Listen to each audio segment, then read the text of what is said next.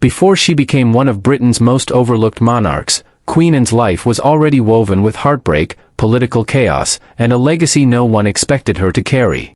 Born into turmoil and destined for sorrow, her story isn't just about a crown, it's about survival, resilience, and the weight of a kingdom on her shoulders.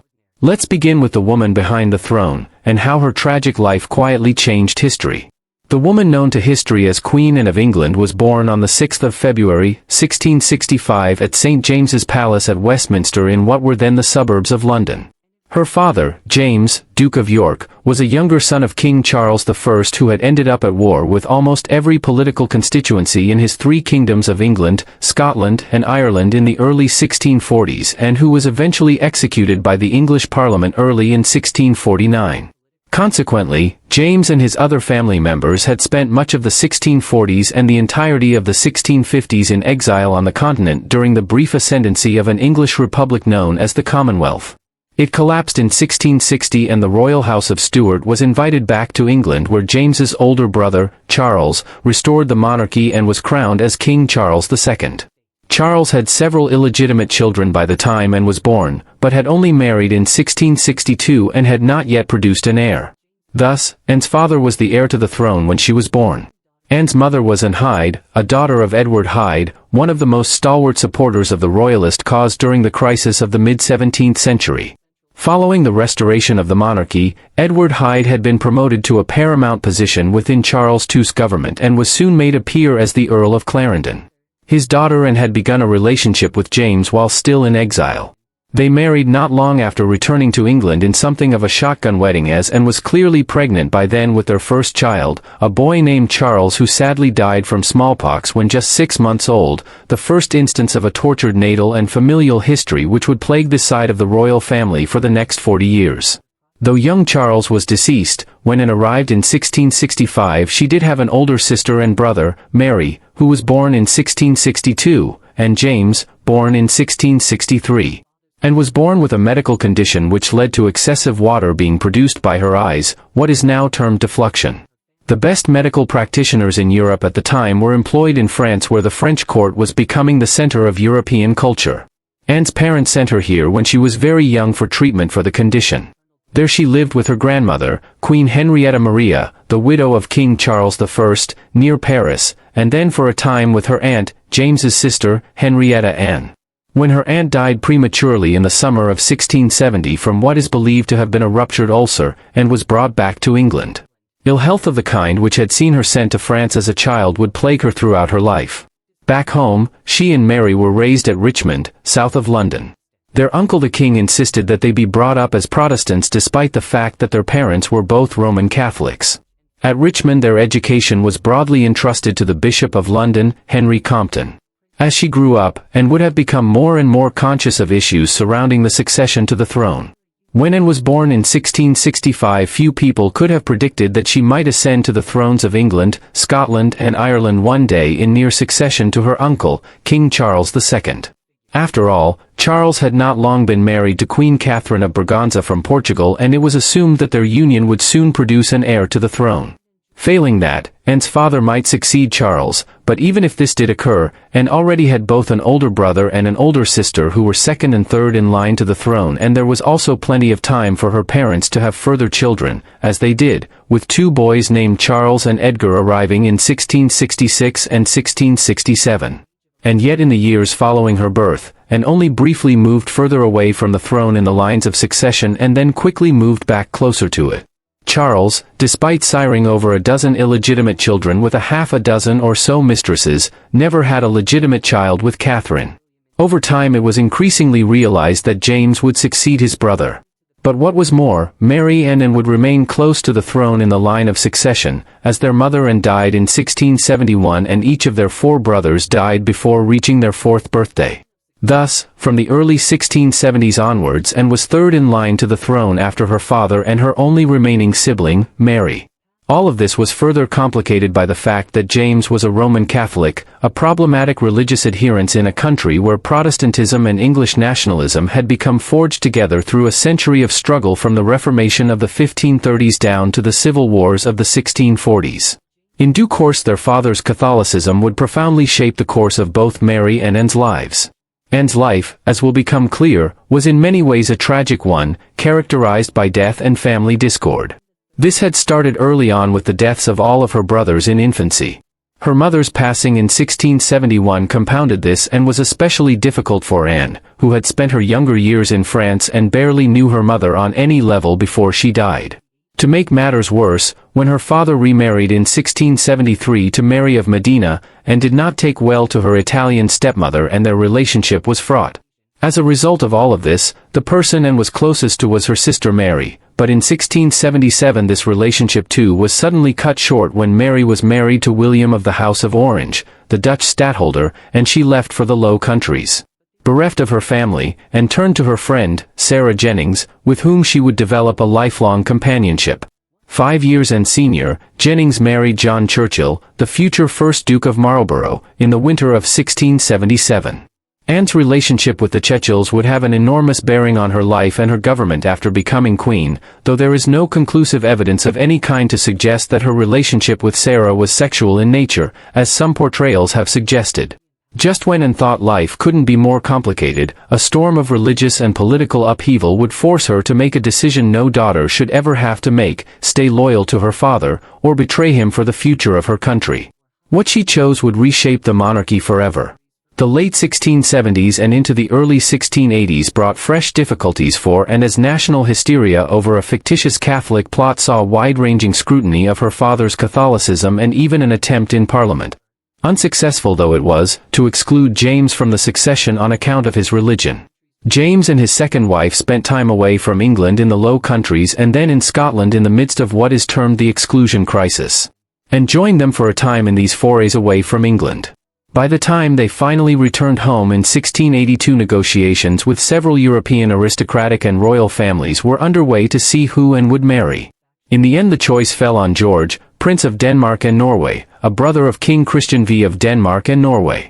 The union was negotiated on the basis that England had become overtly reliant on an alliance with the Dutch through Mary's marriage to William of Orange, and so a Danish alliance would extend England's foreign policy choices in the event of a European war. The wedding was celebrated in July 1683 at St. James's Palace. George was 30, Anne was 18. Anne became pregnant within weeks, though the pregnancy resulted in a stillbirth the following year, the first of a dozen stillbirths and miscarriages which Anne would suffer in a torturous natal history. Anne's uncle, King Charles II, died on the 6th of February, 1685. Despite his large brood of illegitimate children, his marriage had not resulted in an heir, and he had resisted advice to act like a latter-day King Henry VIII and divorce his wife and remarry in order to produce a legitimate heir. Therefore Anne's father succeeded as King James II. The accession of a Catholic monarch, the first Roman Catholic to rule England since Queen Mary Tudor back in the 1550s, was problematic, though in an era when the scientific revolution and the first dawning of the European Enlightenment were beginning to dispel the most severe elements of the religious tensions that had characterized Europe since the start of the Reformation of the early 16th century. It was possible that James could rule in harmony with a political community which was overwhelmingly Protestant.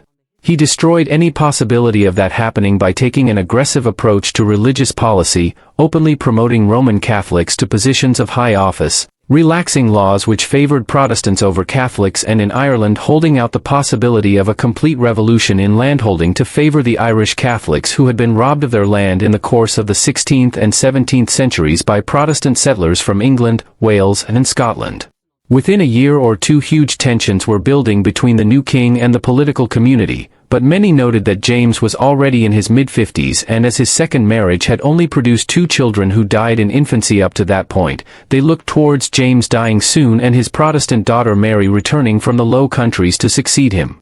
Anne's relationship with her father and stepmother became more tense, owing to the growing political crisis, as she was a convinced Protestant and viewed her father's religion as quasi-idolatrous. This was a difficult time for her in more ways than one. Her initial miscarriage in 1684 was followed by years of further miscarriages and stillbirths, and also the death in infancy of any children that were born alive. 1687 was a particularly cruel year. In late January she suffered another miscarriage.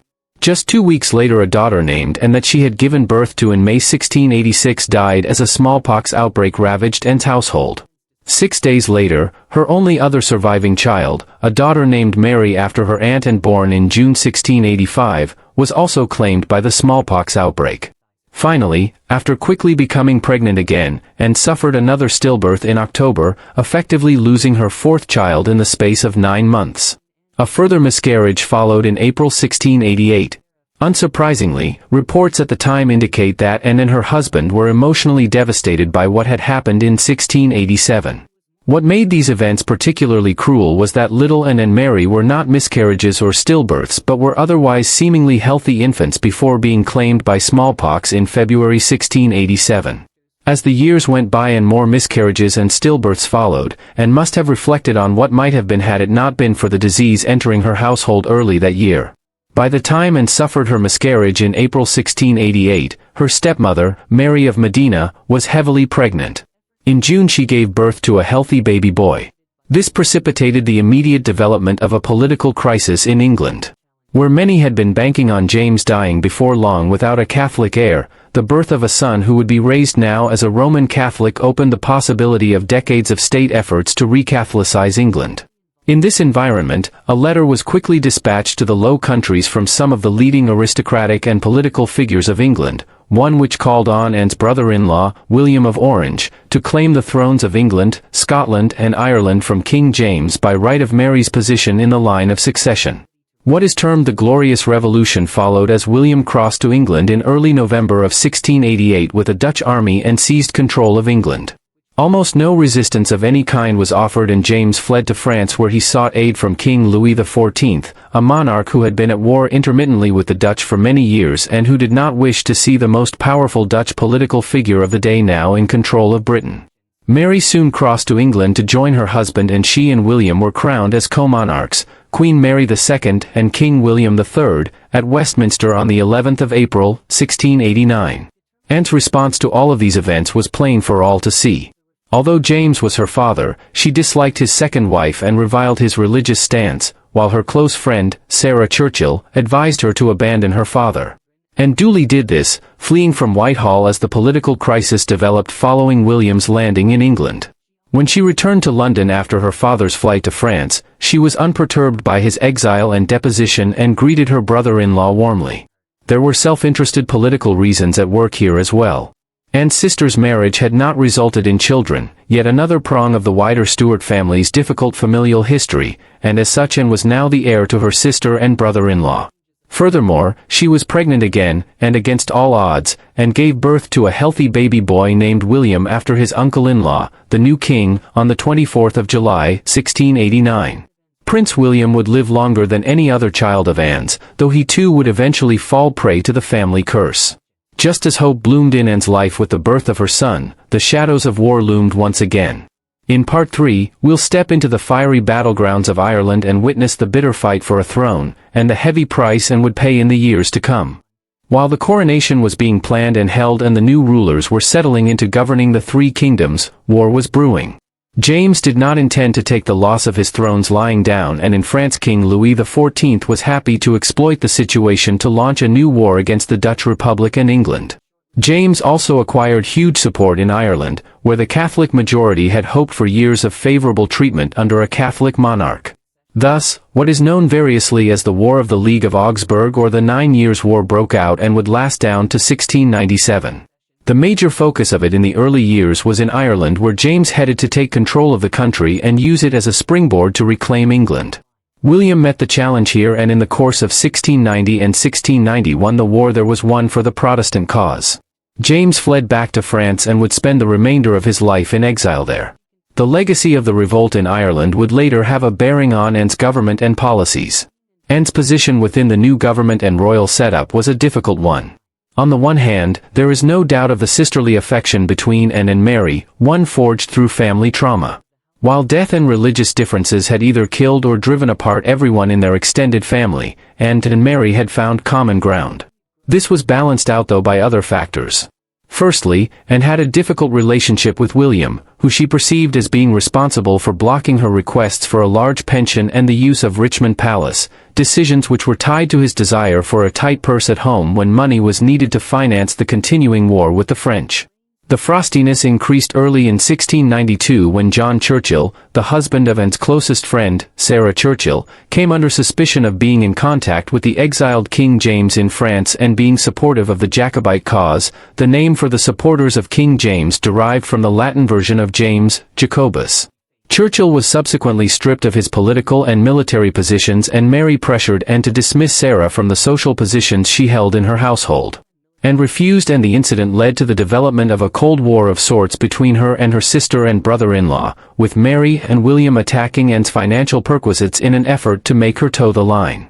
These familial difficulties were compounded by Anne's continuing natal issues. Another daughter, again named Mary, as it was common practice at the time for the names of children who had died in infancy to be reused, had survived only a few hours in October 1690 after being born prematurely. The same experience repeated itself with a son named George in April 1692. There would be 8 further stillbirths and miscarriages down to 1700, with 4 miscarriages alone in the course of 1696 and 1697. Additionally, contemporary reports suggested that in the case of at least one of these miscarriages, and perhaps 2, Anne was carrying twins. In total she would have 12 miscarriages and stillbirths, while of the 5 children who survived birth, only one, Prince William, born in 1689, survived to see his 2nd birthday. There has been a considerable debate as to how Anne had such a tortured natal history, brutal even by the standards of the time, when 1 in 3 children would not survive infancy. Theories have ranged from lupus, an autoimmune disease which causes the body to attack healthy tissue, to severe diabetes or pelvic inflammatory disease.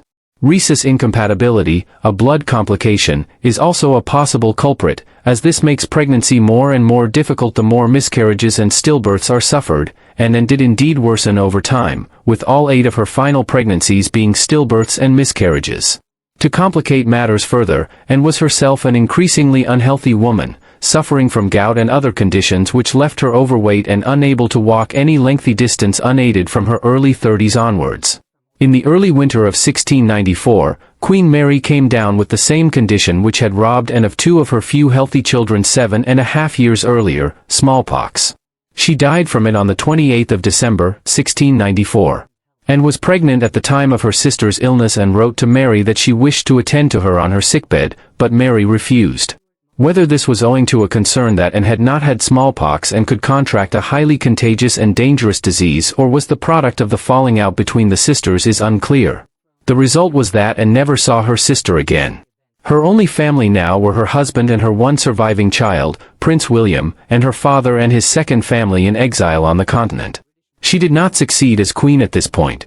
Instead, William would continue to rule as king, though an agreement between he and the English Parliament stipulated that any children which he might have if he remarried would be excluded from the succession and would succeed him if she outlived her brother-in-law, a dispensation arrived at in order to prevent the widely disliked Dutch king from effectively creating a foreign royal family to rule over England. Thus, from the final days of 1694, Anne was only one further death away from the throne. By the time of Mary's passing in December 1694, the 9 Years' War had begun to peter out, yet one more European conflict of the time which started in a wave of energetic campaigns and then descended into stalemate and a huge bill for all parties involved, with little of consequence being achieved. The Peace of Ryswick, which was agreed on in 1697, was effectively a return to the pre-war situation, with only some minor border changes in the Low Countries and an acknowledgement by the French of William's succession and James II's deposition. James would live out the rest of his life in France until he died there in 1701. His son and grandson then became the focus of the Jacobite cause into the 18th century, and efforts were launched in 1715 and as late as 1745 to restore this Catholic branch of the House of Stuart to the throne. Anne would never live to see those revolts, though in the second half of the 1690s she did enter into a brief correspondence with her father on the continent in which she requested James to acknowledge the legitimacy of her succession if she did succeed William in the near future. The end of the 9 Years' War only brought a brief respite to Europe from the conflicts which dominated the relations between states in the early modern era. Already in the Peace of Ryswick provisions had been laid out for dealing with the growing succession crisis in Spain, where the ruling monarch, King Charles II, was an ailing young man who had suffered from what seems to have been hydrocephalus and other conditions for his entire life. He was also impotent and unable to have children through either of his marriages, and it was evident that without a clear heir his passing would bring a fresh crisis in the Iberian Peninsula. Despite the best efforts to ensure a smooth transition, Charles himself complicated matters shortly before his death at the start of November 1700 by naming as his successor his cousin, Philip of Anjou, his half-great-nephew on account of being the grandson of Maria Theresa, Charles's half-sister. The only problem was that Maria Theresa had married King Louis XIV of France decades earlier, and so Philip of Anjou was a member of the French royal family. His succession as King of Spain and master of Spain's empire in the Americas could not be tolerated by other powers such as England and the Dutch Republic, while the Austrians were opposed too, as their ruling family were related to the Spanish Habsburgs and they perceived that an Austrian candidate should become the next King of Spain.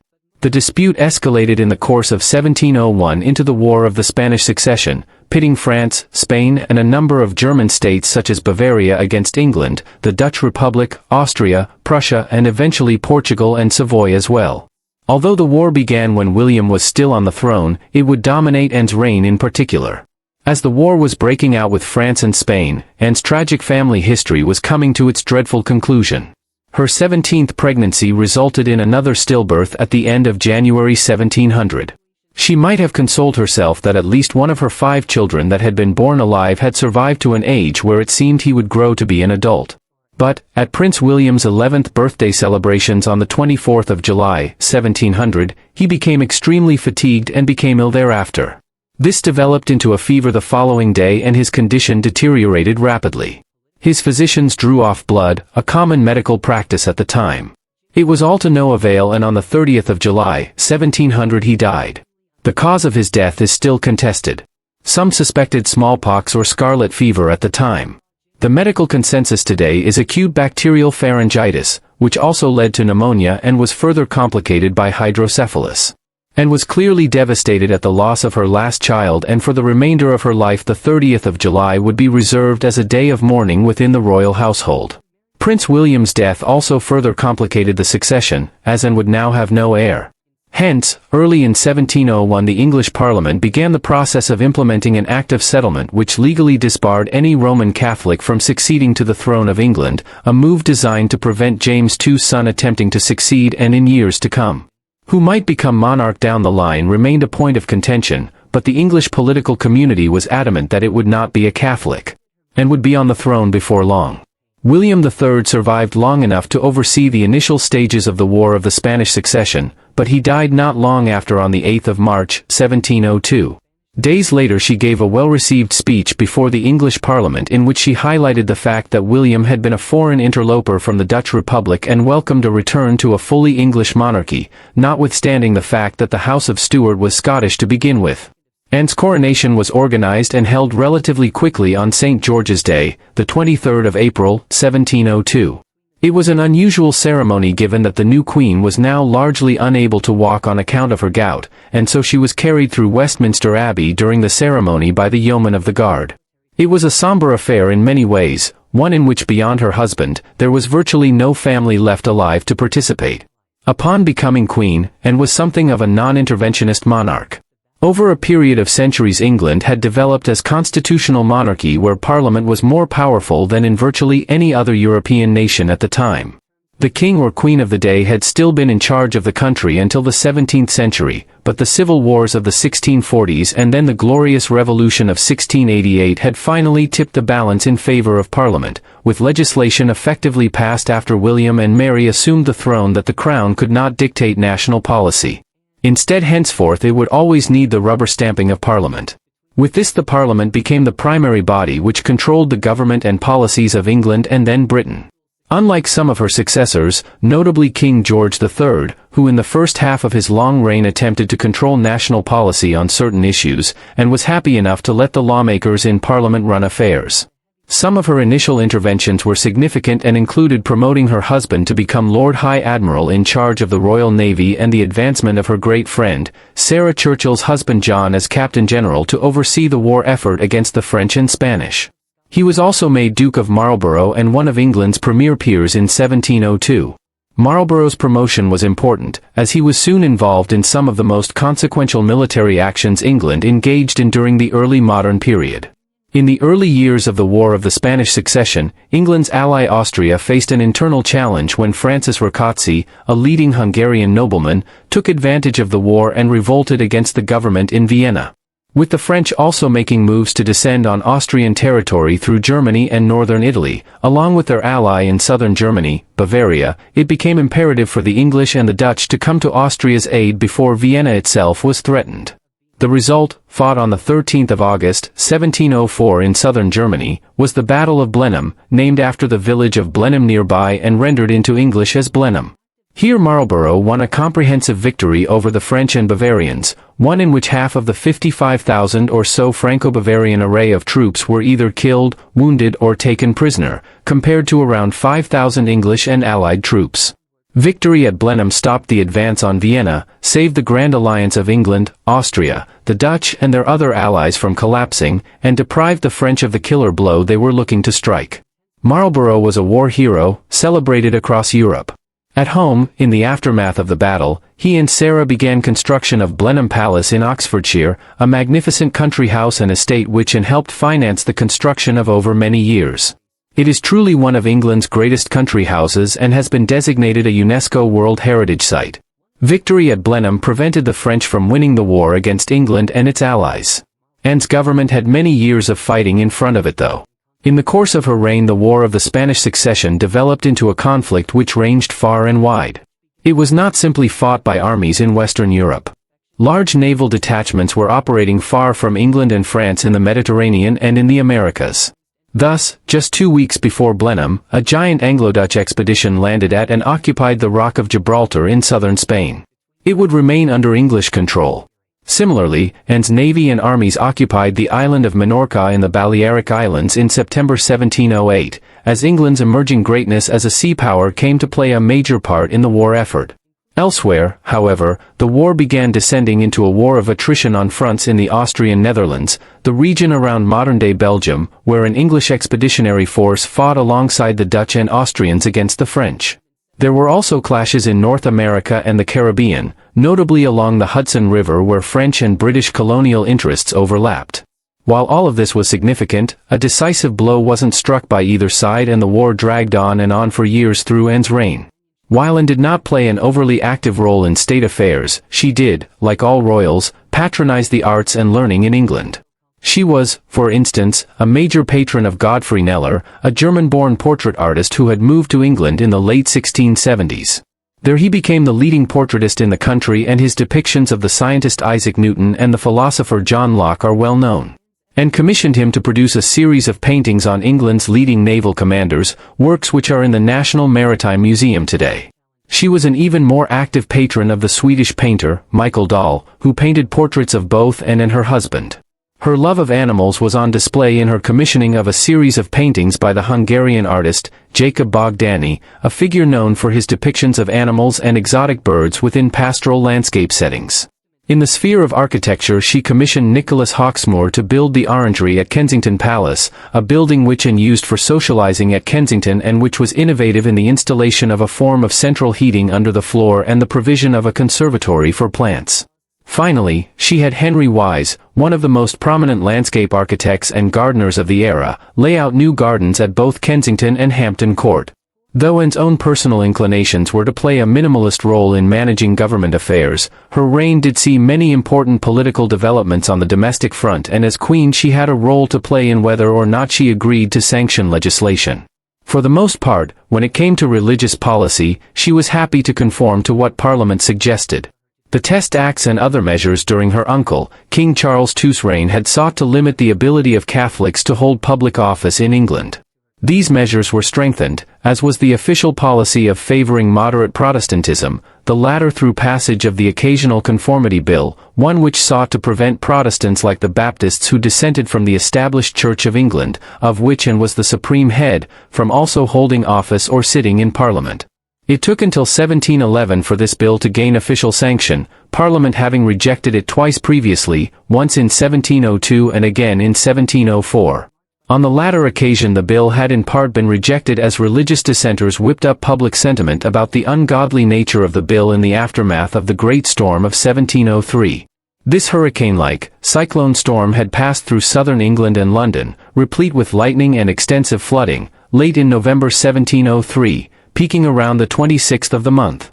It destroyed thousands of homes, ripped thousands of trees out of the ground in the New Forest and toppled thousands of stone chimneys in London. Hundreds of merchant, fishing and even navy ships were also lost in the English Channel, damaging the war effort against France and Spain. The fatalities are understood to have veered towards 10,000 people in an event which the Baptists and others subsequently depicted as a sign of the anger of God concerning the proposed passage of the Occasional Conformity Bill. Part of the Tower of London was even damaged. In the midst of the storm and was at St. James's Palace around Whitehall and Westminster when the storm struck London. She and her household staff had to shelter in the cellar in order to avoid the hazards created by collapsing stone chimneys and parts of the roof. Afterwards, she referred to the storm as, quote, "a calamity so dreadful and astonishing that the like hath not been seen or felt in the memory of any persons." The delay in returning to the Occasional Conformity Bill after the Great Storm and its rejection in 1704 was due to the shifting of attentions northwards to Scotland. Scotland had been England's bitter rival throughout the High Middle Ages, late medieval period and into the early modern era, but in 1603 all of that changed when Anne's great-grandfather, James VI of Scotland, succeeded Elizabeth I of England on account of his descent from a sister of King Henry VIII. This united the crowns of England, Scotland and Ireland into a triple monarchy, with James becoming known as King James I of England and Ireland and James VI of Scotland. While monarchical union was achieved, Scotland retained large amounts of independence, notably its own parliament and a semi-independent administration at Holyrood in Edinburgh. There was no greater sign of this continuing autonomy than in the late 1630s when King Charles I, Anne's grandfather, tried to intervene in the management of the Scottish Church or Kirk and ended up at war with the Scots for his troubles. It was during Anne's reign that this arrangement came to an end and Scotland was politically subsumed into a more centralized British state. The Act of Union passed through the Scottish and English parliaments in the early years of the 18th century and from the 1st of May, 1707, the United Kingdom of Great Britain was formed. England and Scotland were formally united. A new British Parliament was established and a new flag created, the Union flag or Union Jack, while a national anthem, God Save the Queen, also began to be widely sung. Anne presided over all of this as Queen of Great Britain and Ireland and would be the last monarch to do so from the House of Stuart. Her only contribution of significance to the Act itself was to persuade the Scottish Parliament that they should accept it when she addressed it in person in 1706. The union was in large part made possible by a willingness on the part of the Scottish government to compromise in order to gain economic access to the English colonies in the Americas and the Atlantic trade, an opportunity which Scottish merchants had been largely excluded from beforehand. Though Anne did not interfere much in the legislation which was passed by Parliament, her reign did see some significant domestic legislation passed which had a major bearing on English society. The Ashford v Thornton case in 1818 was one of the most infamous trials in British legal history. There a man who had been convicted of murdering a woman was granted a retrial and he subsequently claimed his right to trial by battle. This ancient practice had remained on the statute books in England for centuries, although it had not been invoked in several hundred years. The judge acquiesced, but in doing so stressed that the matter should be addressed by Parliament as a priority. Eventually trial by battle and other similar ancient legal practices were formally outlawed. Yet, the basis for trial by battle being outlawed was a piece of legislation passed during Anne's reign. This was the Treason Act of 1708, passed after the union with Scotland to ensure that treason laws were harmonized across the United Kingdom. But it also had the effect of replacing the right to trial by battle with the requirement for a defendant to be tried before a court with a jury. Thus, even though the act was passed a century earlier, it effectively prevented trial by battle from being a credible form of legal defense when it was invoked in the Ashford v Thornton case in 1818. Anne's health was poor throughout her reign. Her early 30s saw the start of issues with gout and she quickly became overweight on account of this. She also suffered from a serious case of erysipelas in 1705, a painful condition in which the skin becomes inflamed and infected. At one point she suffered from fever so badly that she was said to have been delirious for days. She suffered from failing eyesight and one of her legs developed ulcers, perhaps as a result of diabetes. Her gout and obesity were such that she eventually had to be moved around in a sedan chair or use a wheelchair. By the end of her reign she was morbidly obese and physically unable to walk, while her mental health also began to collapse. She suffered a stroke in 1713, and by the spring of 1714 her health had deteriorated markedly. Her final days in power were mired in political instability. The Tory party in Parliament had been dominant for much of her reign, but as her health failed in 1713 and 1714, the Whigs became more powerful and tried to force the succession of a Protestant German prince. Anne's final political act was to remove the Tory Prime Minister, Robert Harley, Earl of Oxford, and appoint Charles Talbot, Earl of Shrewsbury, in his place. She died the next day on the 1st of August, 1714. She was buried in Westminster Abbey, the traditional resting place of the monarchs of England. Her tomb is located near her predecessor, William III, and her sister, Queen Mary II. Anne had reigned for over 12 years, a relatively long time for a monarch of the early modern period, and she had ruled through the last of the major European religious wars. Her reign had also seen the War of the Spanish Succession, the union of the crowns of England and Scotland, and the emergence of England as one of Europe's leading imperial powers. She presided over an England which was growing rich off the back of the Atlantic trade, particularly the transatlantic slave trade, and a country which was moving towards the type of democracy which would eventually emerge in the 19th and 20th centuries. As such, Anne's reign was pivotal, but it was also underappreciated. For generations she was dismissed as a weak monarch, a sick woman with no vision or understanding of what was happening in her country. Recent generations of scholars have rejected this depiction. Anne did indeed have a minimalistic approach to governance, but she also supported important policies such as the Act of Union and military expansion during the War of the Spanish Succession, and she promoted some of the most significant political and military figures of the day. Her own personal life was a tragic one. 17 pregnancies produced just 5 living children, and only one of those survived past infancy. Her natal history is not easily explained, as she had constant access to the best medical treatment in England at the time, yet her health failed repeatedly and she grew into a sickly woman. Her weight and disability have often made her a figure of mockery, but there was little she could have done to prevent her body from degenerating as it did. In the early 19th century her image was softened somewhat. Winston Churchill's ancestor, Sarah Churchill's descendant and eventual inheritor of Blenheim Palace, was involved in the writing of a major biography of Anne at this time which tried to portray her in a more positive light, but the book sold poorly. In more recent years, however, revisionist historians have reclaimed her legacy and shown that she was a more important monarch than had been previously thought. The film The Favourite, released in 2018, was one example of how Anne is being viewed in a new light in the 21st century. In The Favourite, Olivia Colman's portrayal of Anne is both tragic and comic, a monarch trapped in her failing body and in a toxic relationship with 2 women who vie for her affection and control over her political decisions. The film was a critical success and won Colman the Academy Award for Best Actress for her role. While not wholly historically accurate, the film helped to highlight Anne's life and reign to a wide audience for the first time in centuries. One of the major reasons for Anne's relative obscurity compared to monarchs like Elizabeth I or Victoria is the lack of personal writings or speeches. Anne was not a prolific letter writer or diarist, and very few of her personal letters survive. Much of what is known about her personality comes from the writings of others, especially Sarah Churchill, whose relationship with Anne eventually deteriorated. Their falling out, and Sarah's subsequent attempts to control Anne's legacy through her own writings, contributed to the negative image that persisted for so long. Sarah Churchill was a brilliant political operator, but her relationship with Anne was complex and ultimately destructive. They had been close friends for decades, with Sarah serving as Anne's mistress of the robes and holding significant influence at court.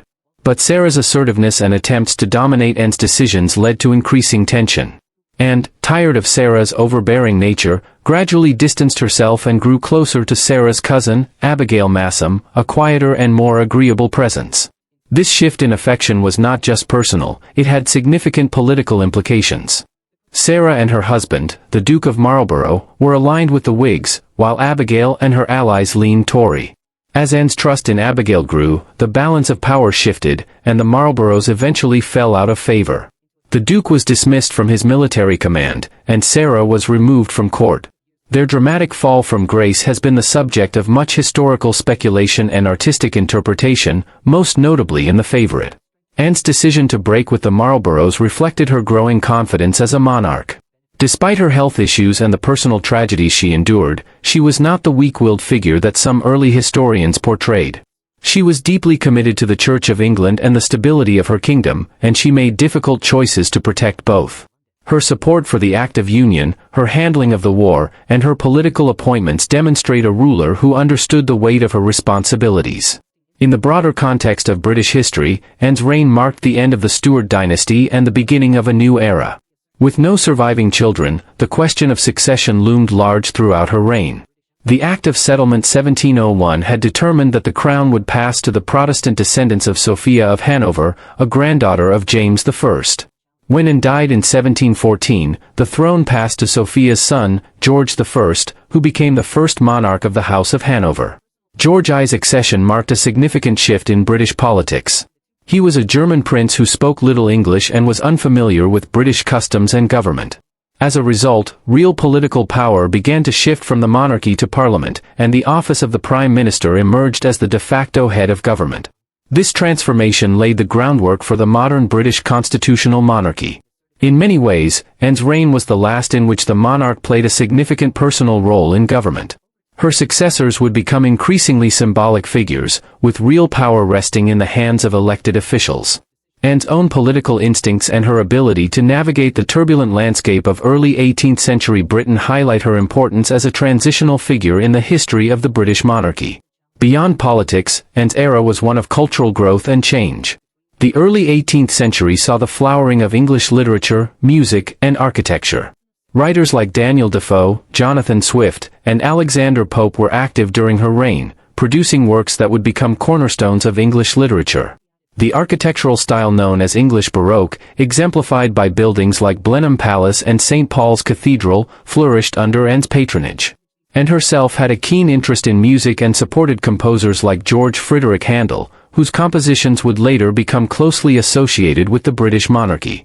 Though she did not enjoy the same level of fame as later royal patrons of the arts, her reign helped to foster a rich cultural environment that continued to develop in the decades after her death. Despite the hardships she faced, personal loss, chronic illness, political strife, and remained steadfast in her role as queen. Her resilience in the face of adversity, her commitment to her people, and her understated but firm leadership deserve greater recognition. While she may not have wielded the flamboyant power of an Elizabeth I or inspired the same romanticism as a Queen Victoria, Anne's legacy is one of quiet strength and lasting impact. Her reign helped to shape the modern British state, solidify parliamentary democracy, and lay the foundations for the empire that would dominate global affairs in the 19th and early 20th centuries. The creation of the United Kingdom, the stabilization of the monarchy after the tumult of the 17th century, and the emergence of Britain as a global naval power all occurred under her watch. A new racecourse near the village of Ascot in Berkshire, a location which was ideal for Anne's reduced mobility as it lay much closer to London and Westminster than Newmarket and was less than 10 kilometers away from another royal residence, Windsor Castle. The track opened in 1711. Royal Ascot continues to memorialize Anne's patronage, with one of the parts of the grounds known as the Queen and Enclosure, while the first race on the first day of the race meeting at Ascot every year is known as the Queen and Stakes. The rift between Anne and Sarah never fully healed. This had implications for the war effort against France and Spain which had dragged on for years. The Battle of Oudenarde and other victories had given the British, the Dutch and the Austrians the upper hand by the early 1710s. Still, there were clandestine negotiations being carried out between some Tory-aligned members of Anne's government with the French to see what terms could be found to end the war and the enormous expense which it was occasioning. Finally, a series of peace treaties were agreed and signed between 1712 and 1714, the most important being the Treaty of Utrecht which was signed on the 11th of April, 1713. This formally recognized the Bourbon prince, Philip, who had begun the war as Philip of Anjou and claimed the Spanish crown, as King of Spain. But it stipulated that he must renounce all claims to the French throne. Thus, France and Spain would not be united under one king. In return, the British retained Gibraltar and Minorca. The Dutch gained certain fortified towns in the Austrian Netherlands, while Austria assumed control of the rest of the Spanish Netherlands, modern-day Belgium, and Naples and Milan in Italy. Though it had taken many years to achieve, the Treaty of Utrecht brought to an end the last of the great European religious wars and ushered in an era in which Protestant Britain would become the dominant power in the world. Anne's final years were unhappy ones. Though her health had been deteriorating for years, the rapidity of her collapse in 1714 was still shocking. She suffered from a series of fevers and strokes and her body was overwhelmed. She died at Kensington Palace on the morning of the 1st of August, 1714, having not spoken for days beforehand and not regained consciousness after her final seizure. She was just 49 years old and had spent more than 12 years on the throne. She was the last of the House of Stuart, a royal family which had ruled Scotland since the late 14th century and England since the early 17th century. As stipulated in the Act of Settlement of 1701, the crown now passed to the Protestant House of Hanover in Germany, as Anne had left no surviving children and the exiled Catholic Stuarts were not recognized. Though her name may not echo as loudly as others, Queen Anne's reign changed everything, from the structure of Britain to the balance of power in Europe. If her story moved you, inspired you, or taught you something new, hit like, drop your thoughts in the comments, and subscribe for more hidden chapters of history brought to life.